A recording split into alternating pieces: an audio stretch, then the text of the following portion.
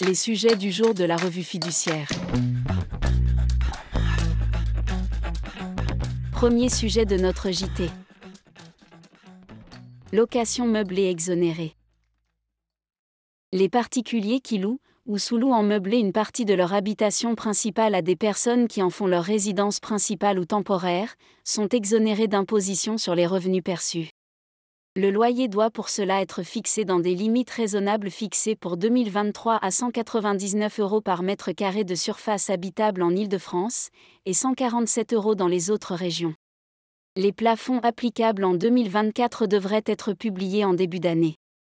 Cette exonération, qui aurait dû prendre fin en juillet 2024, a été reconduite jusqu'au 31 décembre 2026. Deuxième sujet de notre JT. Levée partielle de l'interdiction des offres variables dans la commande publique. Présenter des offres variables selon le nombre de lots pouvant être obtenus en cas d'allotissement d'un marché public est interdit depuis la loi Sapin 2 du 9 décembre 2016. Selon le gouvernement, cette interdiction pénalisait les pouvoirs publics notamment dans la transition énergétique, en entraînant des surcoûts ou une diminution des offres déposées par les entreprises.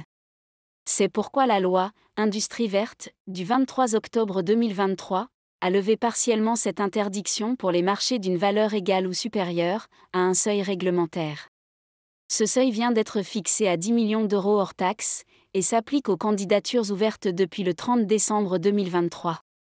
Pour le gouvernement, le seuil de 10 millions € hors taxes constitue un point d'équilibre entre effectivité de la mesure et protection des TPE-PME. Notons que, lors des débats parlementaires autour de la loi Industrie verte, le gouvernement avait pourtant annoncé la fixation du seuil à un niveau plus important, soit à plusieurs dizaines de millions d'euros, afin de ne pas exclure les TPE des marchés publics. Troisième sujet de notre JT. Versement santé, paramètres 2024. Le versement santé, aussi appelé chèque santé, est une aide destinée au financement d'une complémentaire santé individuelle. Les employeurs doivent le verser à certains salariés, généralement en contrat court, qui demandent à être dispensés d'affiliation à la complémentaire santé d'entreprise. Un accord collectif, ou une décision de l'employeur, peut imposer le versement santé comme seule modalité de mise en œuvre de l'obligation d'assurer une couverture santé collective et obligatoire. Sont concernés certains salariés à temps partiel ou en contrat court.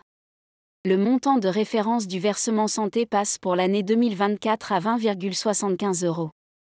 Pour les salariés relevant du régime local d'Alsace-Moselle, il passe à 6,93 €.